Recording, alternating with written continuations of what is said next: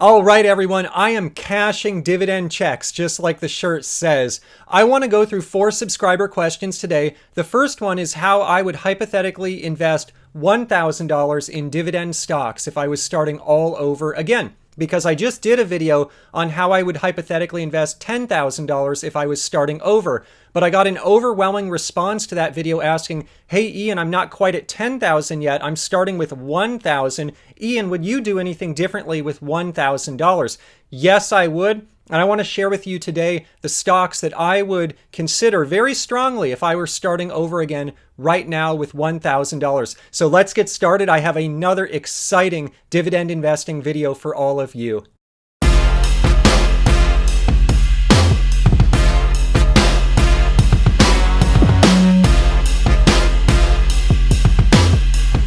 All right, so $1,000. This would not be PPCE, and if I did not put all of that $1,000 in one single stock. That's right, if I were starting over with $1,000, I would pool my $1,000. I would literally put it in one single stock, and then I would build brick by brick by brick thereafter. The goal of dividend growth investing for most of us out there is eventually to use that cash flow to pay bills. And so a portfolio will need to compound and grow substantially to provide cash flow that can support one's living expenses. And so $1,000 is literally just that first brick.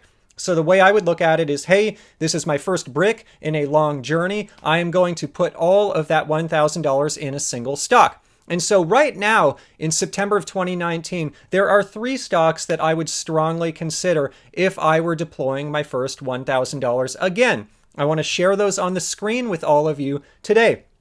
The first stock, there's really 3 options here. Option 1 would be Johnson & Johnson. Johnson & Johnson is a large multinational pharmaceutical, medical devices, and healthcare-related consumer products company. It's a major company. It's my number 1 favorite dividend stock of all time.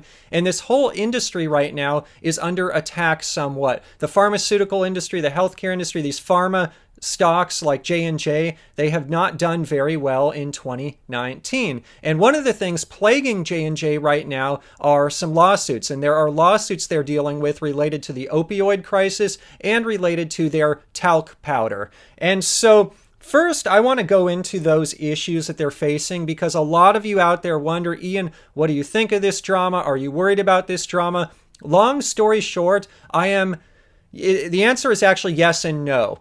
I'll talk about first J&J specific. My answer is no. I'm not very much worried about these lawsuits. Big companies deal with lawsuits all the time. I don't want to be insensitive to the people who are facing medical issues out there who may face addiction issues or opioid issues. And I don't want to be insensitive to people who may be facing issues with the talc powder as well. And so I am certainly not an expert on these matters. I don't know who is in the right, who is in the wrong. I like to stay neutral on this stuff, but my heart does go out to anyone who's experiencing any kind of medical issues that may or may not be related to J&J or other companies that I discuss on this channel. But the way I look at it is J&J is a very big company. We have an aging population. In general, people want to live longer. They want to live healthier lives. They want to live their best possible life. And companies like J&J are developing great solutions that, if used properly under the prescription and advice of a medical doctor, can yield benefits for those patients. And so I'm a big fan of J&J, what they do, and what they've accomplished for shareholders as well. This is a really well-performing stock. It's done very well for me in my personal dividend stock portfolio. And why do I like it right now? Well, when I jump into the metrics, the price per share right now is $128.21. If I go to Yahoo Finance and I pull the consensus analyst estimate for 2019, how much EPS, earnings per share, will they earn in 2019? The analysts on average believe it's $8.60. If I take the price per share, I divide by that $8.60, I get a forward 2019 PE ratio, get this, of 14.91. So I'm getting one of the largest, most stable, probably the premier healthcare company in the world, and I'm getting it at a bargain basement price. So if I were deploying my first $1,000 in the stock market, J&J, honestly, given where I'm at now, late 30s, that's probably where I'd go. That's probably where I'd start. I'd have to start with my favorite stock. And it just so happens that it's not only my favorite stock, but it's on sale right now. Now, the dividend is $3.80 per year. It's paid 95 cents quarterly. And a yield, the dividend yield, the starting yield is a 2.96%. Now, 2.96 might not sound very high, but J&J increases their dividend over time. And as you've probably caught on now, I am really big into dividend growth investing and yield on cost in general. That concept that, hey, starting yield doesn't have to be really good. If they just keep growing the dividend, I reinvest my dividends, all that good stuff compounds. Later in life, when I'm actually living off of dividends, the yield that I'm realizing on cost, it will be significantly higher than the 2.96%. And I've done a bunch of videos on this. I even have a yield on cost calculator that I've shared before. I can link to some of this stuff in the description. Now, one thing that's really important is their dividend increases. So on a lot of my videos recently, I've been doing a 5-year annual compound annual growth rate of dividends. But some subscribers, rightfully so, have given me the feedback, hey, Ian, that's cool and all, but the last 5 years, we've been in a really good economy, and the economy is probably starting to taper off. We're probably going to have a recession at some point. A lot of people are calling for a 2020 recession. I did a whole video on that with my thoughts on that. But what they're saying is, can you really use that last 5-year compound annual growth rate, the average annual growth rate, for the last 5 years of the dividend? And the answer is yes and no. For this video, I'm not using it to be a little more conservative because I like that feedback. This is one reason I love the community so much, is this community fuels the best ideas. We are all better investors together as one dividend community. And so anyways, the last dividend increase for J&J is a 5.56%. This is their most recent one. And so their last dividend increase, it may be a better indicator of what future dividend increases will hold than the last, say, 5 years or 10 years compound annual growth rate. And so I'm just looking at it a little different here in this video, differently, thanks to the feedback from the community. So I thought that was good feedback. Now, one thing I do want to point out is if I were starting with my first $1,000, yeah, I just put it in one stock. Now, one thing, though, that you've seen on my channel is, even since launching this channel on YouTube, I've added more positions, and I will continue to add more positions. I definitely don't want to have more than 50. I'm at 42 right now. And so the reason I'm adding more positions is, quite frankly, I like adding more positions. It keeps my head in the game. I look at new positions as project stocks, gets me focused just on deploying more money. But also, the reason I'm adding more positions is to diversify. And one of the reasons I'm diversifying is these radical political people out there. I'm not saying it's on one side of the fence or the other. I don't like to get into politics. I'm saying it's on both sides. There are people out there with political agendas, and certain of these people, they're after these companies. And they're going after these companies. They want their money so they can take their money and they can do what they believe is right for society. Whether you believe that's right or wrong, I'm seeing that trend out there, and I'm seeing this trend of what I'm calling radical politics. I'm seeing it across the world. You're seeing it in all countries, but I'm definitely living it here in the US. I see a lot of it in the Bay Area here where I live, and it honestly, from an investing standpoint, it creates some risk out there. It's interesting. It creates quite a bit of risk. And so I'll even give you just a micro example. Boy, my Facebook feed, my personal Facebook feed. So I have a classmate from high school who's now in politics, and he's just putting stuff on Facebook out there, like his political views, and he's actually was elected to office. He's in like I forget which particular office he holds, but kind of like a local level political office. And anyways, he was posting some stuff on Facebook that he feels strongly about, and one of my other classmates from high school argued with him. He said, hey, I have a different opinion. Well, the guy who's actually in office said, look, I don't want to hear your opinion at all. I feel so strongly about this topic that whatever you say doesn't matter to me. I'm holding firm here. And so this is the type of thing I see a lot, and I don't know which of the two parties is right. I actually tend to agree with the classmate who argued with the guy who's in office.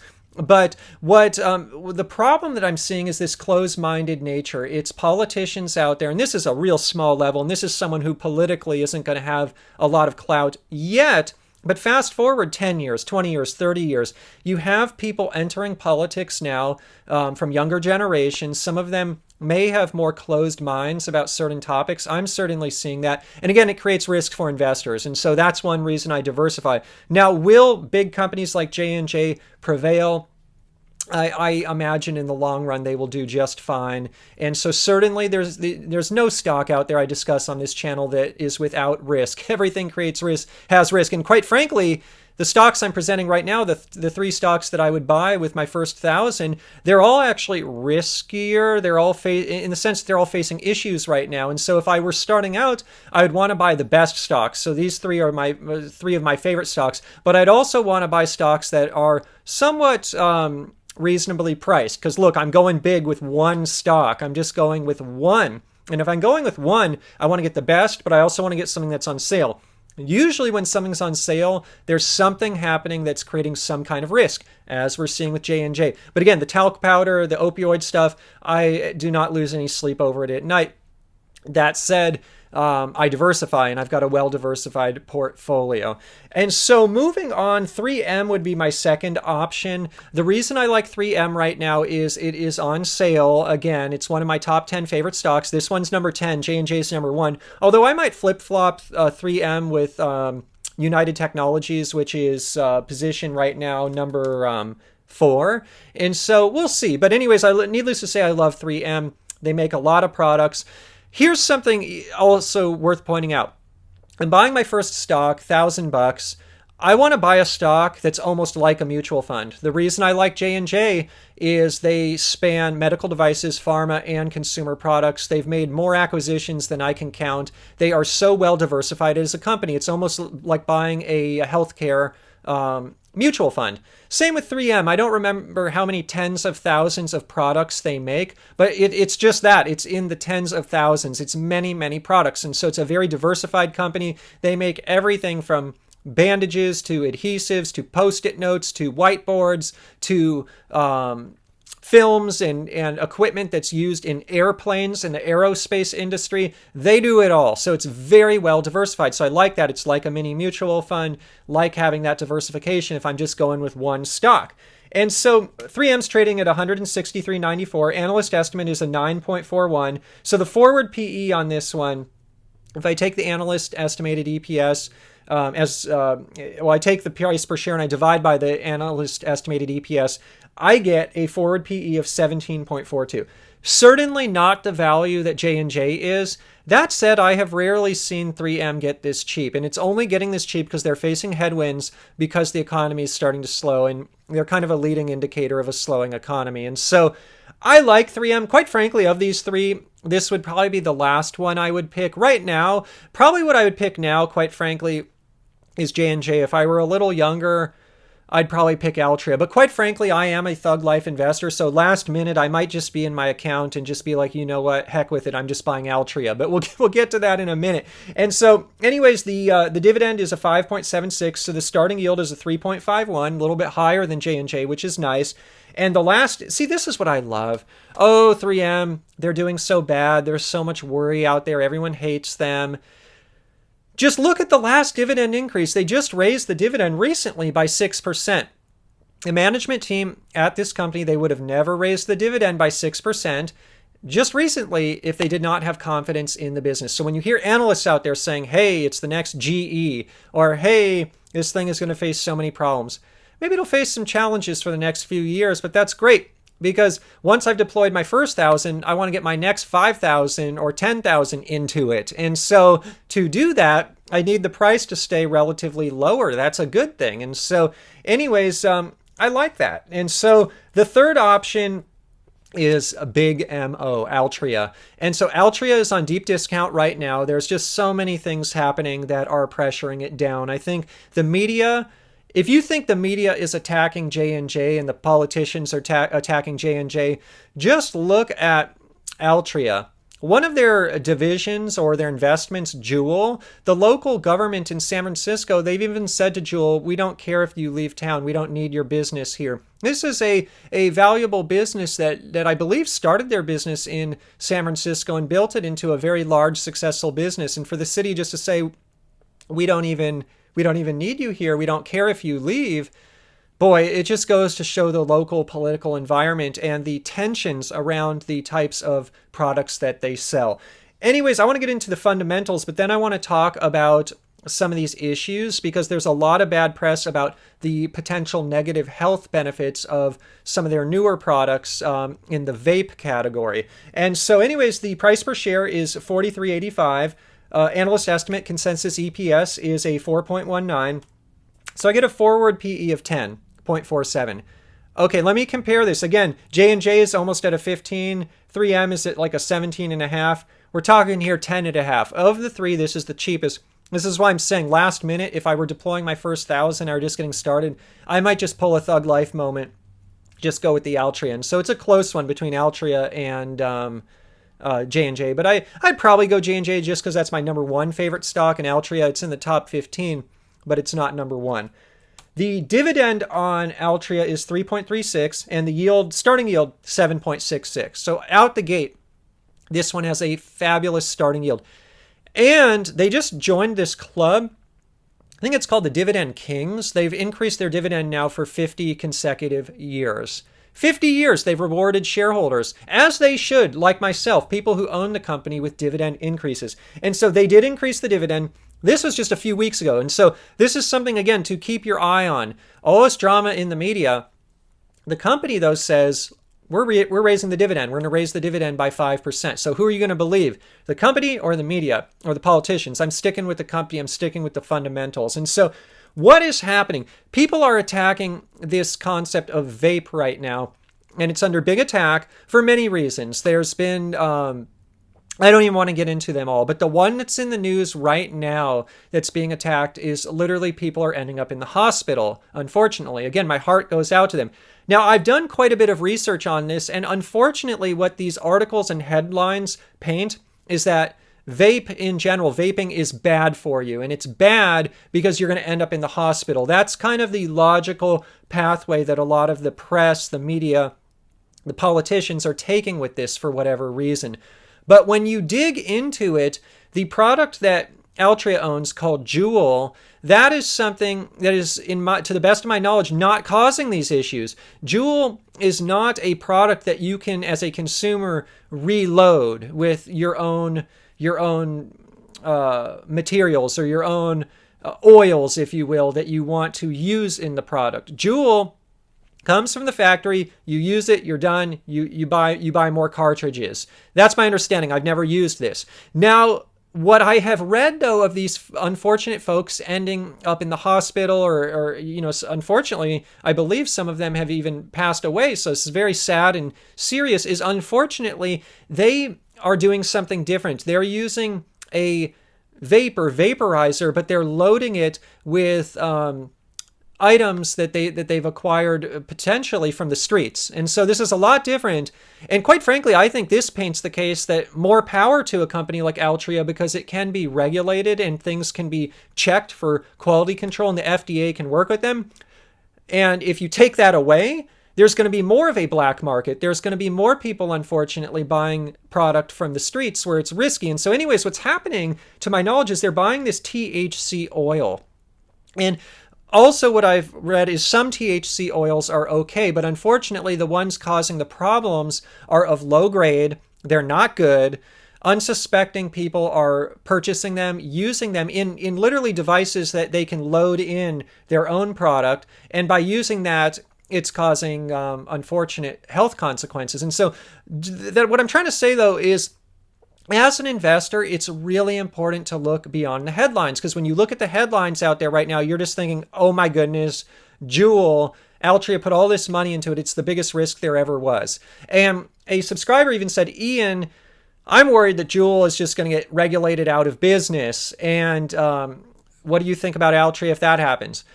I like to take a step back and first look at the facts. I would be really surprised if JUUL gets regulated out of business because JUUL is not the culprit in my understanding of the issues that are out there, at least in the news this week right now. Now, there are other issues where they talk about underage folks using products and such, and they're claiming that historically, back in the day, maybe JUUL could have been more sensitive to their marketing practices. That I'm not an expert on, so I can't comment either way, but that's something else they're under attack. Maybe there is something legitimate there, I just don't know. But as it pertains to the news this week with these people unfortunately in the hospital or worse, and my heart goes out to them, my understanding is that JUUL is not the culprit. And so when you read the headlines, sometimes these headlines are used to manipulate people, and this is why this stock is down so much, and quite frankly, there may be politicians that just hate Altria. They take these headlines, they try to run with it and put JUUL out of business. It's possible. And that's why I diversify, because radical politics these days, it is a much bigger problem and concern than it ever was before. And it's unfortunately a lot of people who don't have an even temper. Like I'm saying, my friend or my classmate from high school, I feel like it's great that he wants to serve publicly, but he should hold a more even-tempered opinion and listen to all sides of the story and not just say, hey, you're coming at me with a different side of the story. I don't even want to hear it. And so, unfortunately, I think there's a lot of politicians these days that are that way, and they're not listening to their constituents. They're not listening to all sides and playing moderator. They're thinking that they have all the answers. But look, I'll give you a prime example here. I know a lot about dividends, been doing this 20 years. I think I have most of the answers, but I'm still learning every single day from all of you out there. And so Thug Life, I love that about this community. Anyways, these are the three. And so the reason I like them is they're my favorite stocks. 3 of my top 15 favorite stocks, but they also happen to be on sale right now. There also happen to be bargains. I'd probably just go with J&J. But again, the thing I would challenge everyone out there too, again, is if you're just starting with your first 1,000, that's literally like dropping your first brick out of many bricks. And so again, it's just a starting point. And so one other way I look at it is I don't think, hypothetically speaking, to myself, at least my own journey, I could go wrong buying either any of these 3 or quite frankly, many of the other stocks I own. It's hard to go wrong when you're putting a stake in the ground and you're saying, hey, drawing a line in the sand and saying, hey, I'm moving forward my dividend journey. And so that's another way to look at it. So great question. Thank you for that question. And so I want to move on. I want to go to question 2. Question 2 is about, this is an interesting one. Someone was commenting, Ian, you own all the consumer non-cyclical stocks. What if right now in 2019, September 2019, you had to pick one of them? You're starting over. It's kind of similar to the first question, but it's someone who's saying, hey, I want to buy a consumer non-cyclical. I don't really want J&J. Yeah, they got consumer stuff, but it's more of a pharma medical device company. I don't want 3M because it's not consumer, it's B2B. Altria could be called a consumer non-cyclical, so I put it on here. But I don't think this is really what the subscriber was asking. They're more asking, hey, I want to buy one of these companies that offers household brands that people use in their homes. And so I listed out a bunch of the ones I own here. Altria I put, but again, Altria, quite frankly, I don't think that's what they were looking for. I think they were more looking Clorox, Procter Gamble, Kimberly-Clark, Unilever, and Colgate. And so I got a lot of data on the screen right now. I want to be mindful of everyone's time, so I'm going to go through this as quickly as possible and try to stack rank these for you. I'm just going to cut to it. The one that I would pick is Clorox, and I love Clorox, and I'll tell you why I would pick Clorox. All of these stocks right now, other than Altria, which is kind of the outlier, I'm talking about options 2 through 6, they're all overvalued right now. And so if I were to start out now, but I just had this need, for my first stock to be a consumer non-cyclical household brand name type of company, I would have to buy something that's overvalued because they're all overvalued. But of the ones that are overvalued, the reason I like Clorox the best is really the fact that they are growing their business quickly. They've been growing the business very quickly. This is my number 5 favorite stock of all time. By the way, I love this company. I wish I had bought more. I have a good allocation to it because it has grown so much and it's rewarded me with dividends and capital appreciation. But I want to put more in this. The reason the stock has performed so well is because they're growing the company. But it's still small. Their market cap is just under $20 billion. And they're mainly U.S., only 17% international. That could be looked as a con. Altria, 0% international unless the merger with PM goes through. And so Anyways, the reason I like Clorox is the growth rate. And you can see this also in the last dividend increase. If you look just at the last increase, at the end of this economic cycle, a lot of people think the economic cycle is over. They increased the dividend by 10.42%.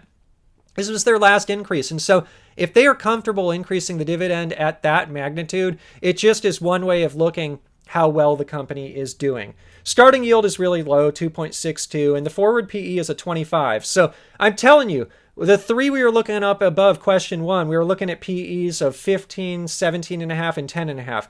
We're talking 25 here, and this is on a forward basis, so really expensive. That said, I had to pick one. It would totally be Clorox. I just love the company because it's growing quickly.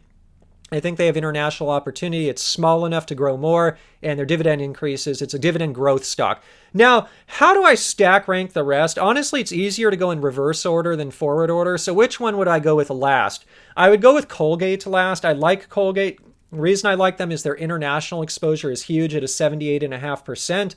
But the reason I don't like them is their last dividend increase was only 2%. They're growing the dividend really slowly. The company's kind of been slow to grow as of late. They've been having some slowness in the last few years. And so Colgate, it's a great company to buy.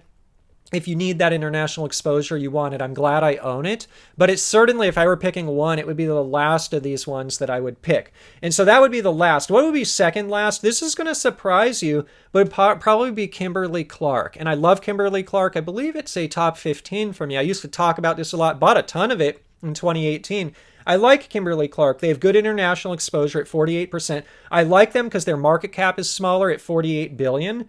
It's the second smallest in this entire group. And their last dividend increase was kind of low at 3%. I guess that's why I don't like them. Starting yield's okay, though, at almost 3%. But let me tell you, Kimberly-Clark, the thing about Kimberly-Clark that worries me here a little bit, again, I love it. I own it. It's my favorite. But I'm trying to, the question was, Ian, you have to pick one. So I have to stack rank them to be able to pick one. Kimberly-Clark mainly deals with paper goods. Kleenex tissues, Huggies diapers, things like that. Paper goods, in my opinion, are more of a commodity, something that could get commoditized by an Amazon, by a Costco brand, by a store brand, for example. A lot easier than something like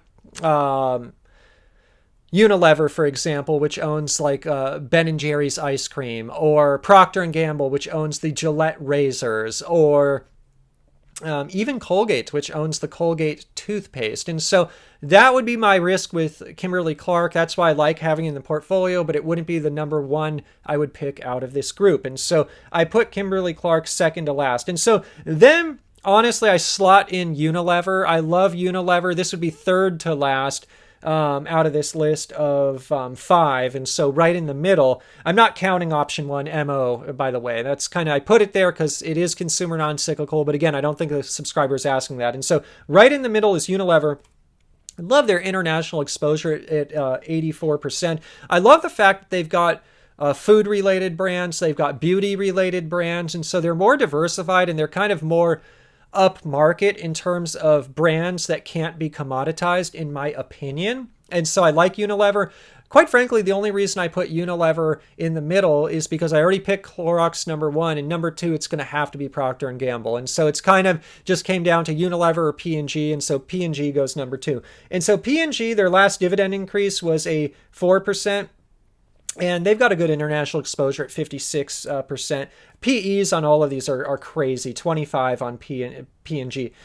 Now, worth noting, what's funny is I didn't even look at this when I was stack ranking them, but it just so happens that I actually kind of stack rank them in order of dividend increase, roughly. And so I like the ones that are dividend growth stocks that are increasing the dividend.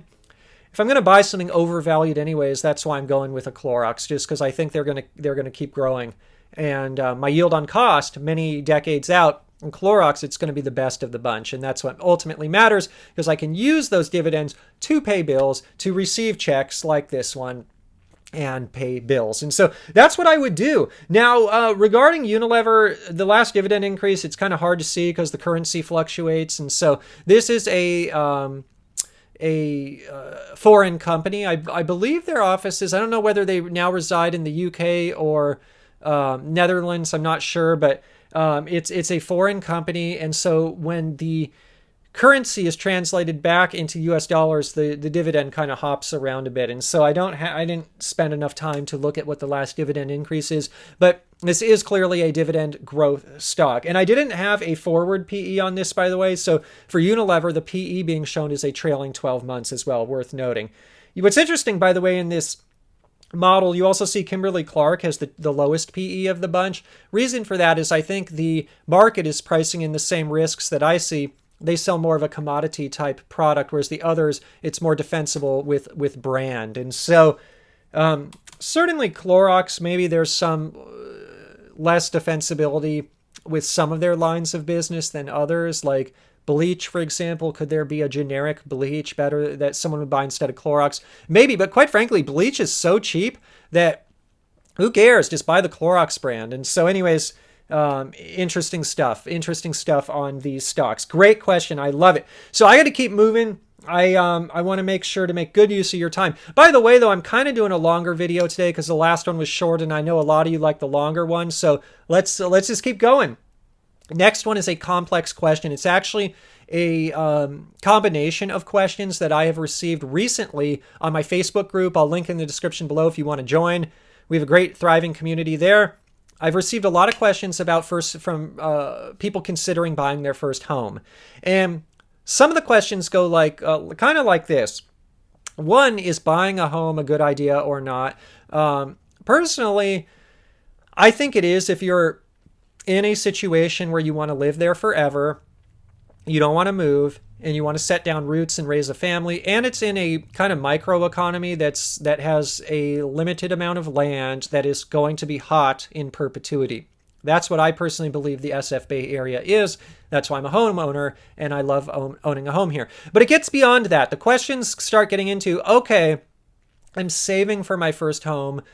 What the heck should I do here? Should I buy dividend stocks and then just sell some of them when it's time to pay for the home? Should I put some money in dividend stocks, like 60%, put 40% in growth stocks? When it's time to buy the home, sell the growth stocks, buy the home? Or should I put some money in stocks, hold some in cash? All of the combinations thereof. This is really a tough question. It is such a tough question. I'll tell you what I've historically done. I've historically just had all my money in dividend stocks, and when it's come time to buy a home, I've had to sell dividend stocks. When we bought the home that we're in now, I didn't have to sell all of them, but I had to sell a lot of them, and then I've been rebuilding the portfolio ever since. And so, well, now it's way at new highs because we've been here a long time now. It's portfolios at all-time highs, but it gets so challenging. And so one, I'll tell you, from an emotional standpoint, if you're a dividend investor, selling a dividend stock is one of the most grueling things you can do. And so that generally frames how I look at the question. If I were to do it again, I probably wouldn't change anything because I can't resist buying dividend stocks. Then again, if I could actually listen to my own sound advice, what I would tell my former self is literally not to buy stocks of any kind, dividend growth, anything. If my heart were set on buying a house sometime in the next, say, 3 to 5 years, or even 1 to 5 year period, I would just stockpile cash. And the reason I would do that, quite frankly, is that it would allow me to get the house quicker. Just think about it. You need a down payment. You have some money going to dividends, some going to cash, or some other account for the house. Okay, by nature of splitting money, building that down payment's going to take longer, and it's going to take longer to get in the house, and you're never going to be able to focus on the dividend stuff full time. And so my belief is that and this is hard to say. This is hard to say to this community that is so passionate about dividend stocks. But first, decide if home ownership is for you or not. For me, it is. I said before the reasons that it is. But for some people, it's not. It's absolutely not. But again, I don't envision moving, wanted to set down roots, raise a family, and have a capital appreciation opportunity along with it. And quite frankly, at the time, buying versus renting, there's trade-offs there as well that one has to analyze. But anyways, right thing for me. So first, just figure out, is it right for you or not? But if it's right and you think you're going to do it soon, I'm just talking hypothetically to my former self here again. But for me, what all of my knowledge over the years has told me is, you know what, dividends are great, but just wait. Stockpile the cash to get in the house as soon as possible.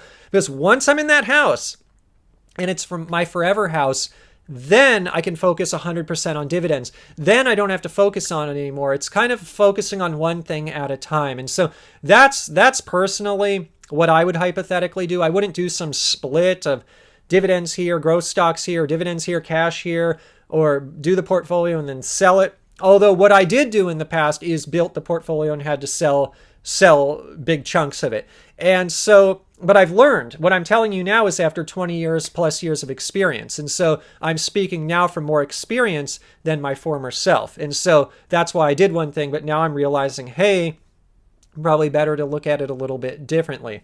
Okay. But honestly, for me to give my former self credit, it's really hard because I started investing in dividend stocks in high school.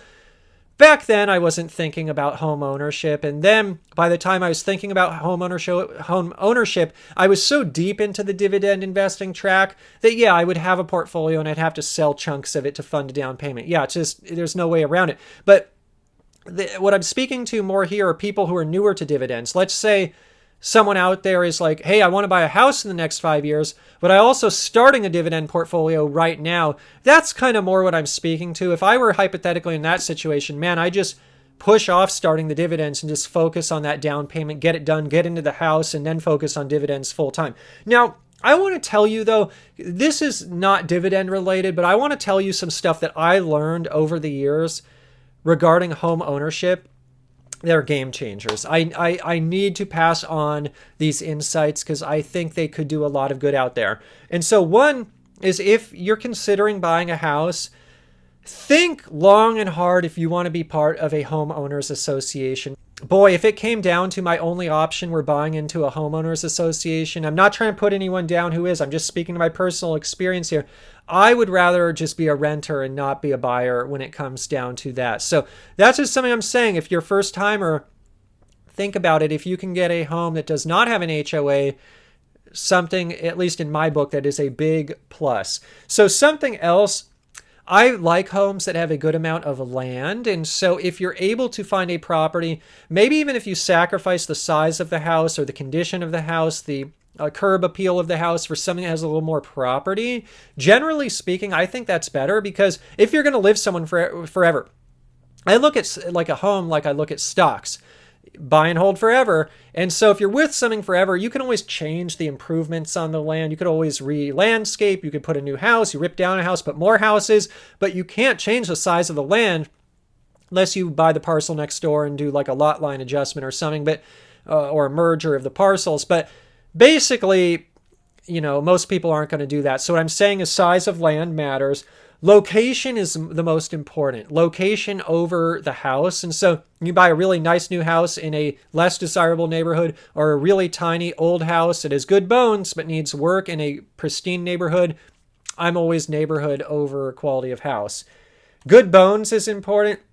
Live there forever is important. Personally, if I did not envision that I was buying and holding forever, buying and living somewhere forever, or at least a long time, you know, say 20 years, I'm not so sure I would be as excited about home ownership. The value for me in home ownership comes, one, because I can personalize everything. I really like being handy and doing stuff with the house and living my best life by making it a nice environment and doing stuff maybe I couldn't do if I rented a place.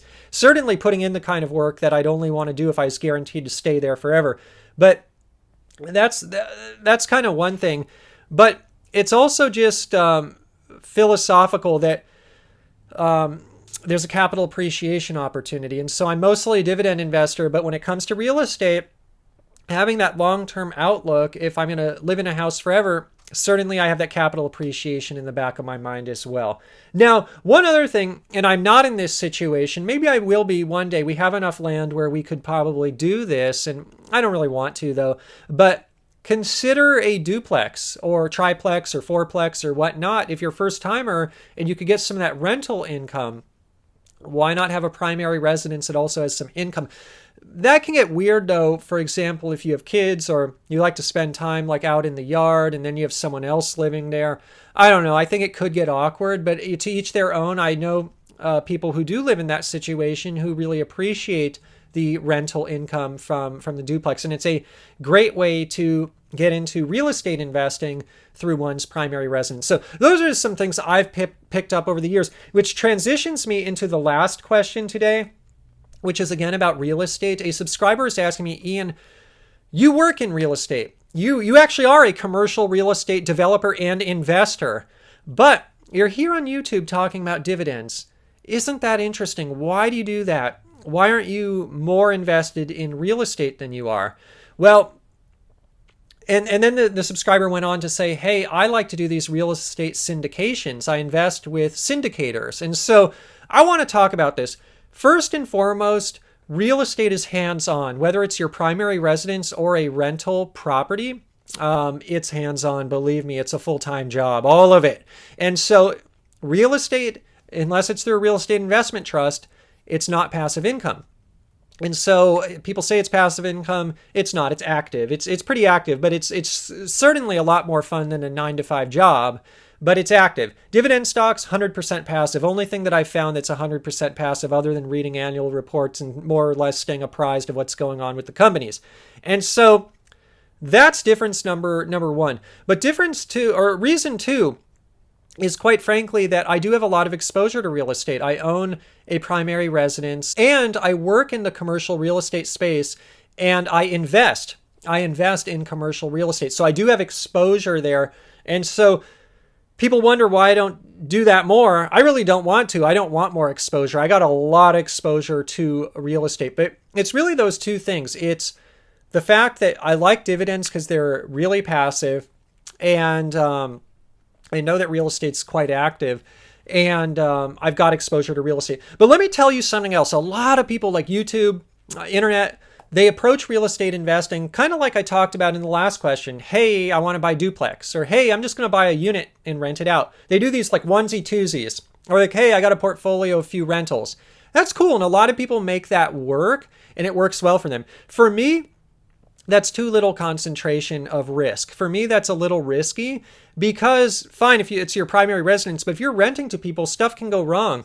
What if the renter stops paying rent and you only own one property? What if, the renter is not very careful with the property and messes it up after you put so much work into it and you only own one property? And so for me, these onesie twosies, they don't make a lot of sense. Maybe it would if it were a primary residence, and I, like in the last question, I were kind of doing a duplex, because then you live there, you can keep a real close eye on stuff, which is great. But the commercial real estate I do actually for my profession is in the self-storage industry. And so typically a self-storage building, it has hundreds of units and sometimes over 1,000 units. And so if issues arise, there's diversification. And so even within one holding. And so what I'm saying is that's a lot different from a risk standpoint than buying one rental property and having one tenant. And so I get concerned about kind of the onesie twosie type strategy to real estate. For me, it has to be more at scale, obviously other than a primary residence. And I do think a primary residence, there could be that duplex type opportunity. And so that goes to the last question. But anyway, so someone though was then saying, hey, real estate syndication. Syndication, basically what it means is there's like a sponsor, there's like a real estate guy or lady who's really good at real estate, and they're like, hey, I got this investment for you, and they raise all this money, and then they try to get your investment, and then you own a piece of it. And some of this is done through crowdfunding. It's done on the internet these days. But some of it is old school. It's just kind of salesmanship. There are good syndicators out there. There are. But what worries me about real estate syndication is a few things. One, a lot of these sponsors, honestly, that I've run across, they're kind of the real estate equivalent of the private equity people. A lot of them, and I know them firsthand, some of them, they're not business operators. They don't have the background in business. Where their background comes from is finance. They're good at raising their money. They're good at doing spreadsheets. But I'm not trying to insult anyone because I got a lot of CPAs and folks here that I love you all. But I'm saying is I'm putting my hard-earned money in like a real estate deal. And real estate, by the way, is very operationally heavy. It's very operationally intense.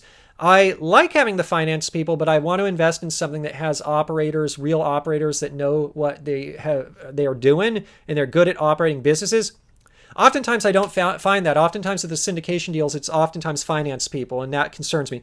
Two, I kid you not, there is someone that I know who's a syndicator, and if you invest in their deals, this person who's the lender, okay, invest in the deal, and then they go out and they have to get a loan on the property. Maybe it's an existing property, they need a loan, or they're constructing something, they need a construction loan, and then they refinance into a permanent loan after it's constructed. This guy does the lending with his brother. And so what I found these syndicators is who makes the money? The syndicator makes the money. People who are really, really good at real estate, who have done it a long time, oftentimes they don't need to syndicate because they got enough money. And so what I'm trying to say is the syndicators, and mind you, some of them are amazing. They're really good. But it's just as an investor, just like with dividend stocks. Hey, there's yield traps out there. There's dividend stocks I wouldn't buy. I wouldn't buy L Brands. I'm not trying to insult anyone who owns it, but I've done it before. I've done a video on this. I wouldn't buy L Brands. Same with syndication. Although syndication, it's harder than public companies because it's not public companies. You're dealing with all private data, private information, one-off deals. And so the reason I don't do syndications, I don't like invest in syndications or just some of these things. The other thing is holding period. I wanted to do one of these online platforms at one point, but then I found, the sponsor wants to sell the deal in 10 years. That doesn't work for me. I'm buy and hold forever. I don't want to buy something, get cash flow for 10 years. They sell it. I get money, I have to pay taxes, and then I have to redeploy and find other investments. No, not for me. And so also something to keep in mind is the sponsors, not only is their brother on the take, but they're on the take. You oftentimes see that the sponsors get all these preferred fees and preferred returns above and beyond the waterfall that kind of the people who are investing in the deal get. And so if you're out there looking at syndications, read all the fine print. And I know one of my subscribers here said he's doing syndications. They're doing well for him. He loves it. More power to you. I know, as with anything, there are good opportunities and bad. Just like dividend stocks, there are companies out there that pay dividends, growing dividends. I wouldn't buy them. They're yield traps. I like to be very picky. That's why I only own 42. But same with real estate. That's why I don't do syndications. I'm just very careful on that kind of stuff. And the first part of this question, that's why I don't really invest too much here on the channel talking about real estate because one, I've got a lot of exposure through primary residence and through the fact that I am by profession an investor in commercial real estate, big properties, big projects. And so the onesie twosie thing, it just ain't for me. But also worth noting, I don't want to talk about my job too much here on the internet, just out of respect for my boss and for the company, just kind of keeping that separate from what I do on dividends. But the end takeaway is I love dividends, and I love dividends even having that background in real estate. And so that should tell everyone here, at least from my perspective, that dividends are pretty darn cool. All right, everyone, 4 questions today. I hope you enjoyed the video. This is PPCE and dividend investing for everyone. I love all of you. Please subscribe, comment, like, all that good stuff if you enjoyed the video today. I'm selling merch, by the way. This is one of the shirts for sale in my merch store, which I will link to in the description below.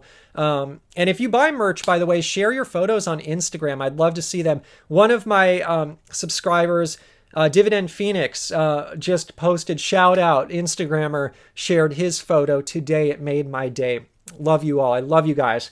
In terms of a disclaimer, I'm not a licensed investment advisor. Today's video is not investment advice. Today's video is just for your fun and entertainment. Please consult a licensed investment advisor before making any investment or financial decisions. Just sharing my journey here on YouTube for fun and entertainment. Also, before I leave today, in terms of full disclosure, I own the stocks mentioned today. I am long Johnson & Johnson, ticker J&J, 3M, ticker symbol MMM, Altria, ticker symbol MO, United Technologies, ticker symbol UTX, Philip Morris, ticker symbol PM, Clorox, ticker symbol CLX, PG, ticker symbol PG, Kimberly-Clark, ticker symbol KMB, Unilever, ticker symbol UL, and Colgate, ticker symbol CL. I own all of those stocks in my personal dividend stock portfolio. All right, all long video today. I hope you enjoyed it. I'll see you in the next one. Thank you.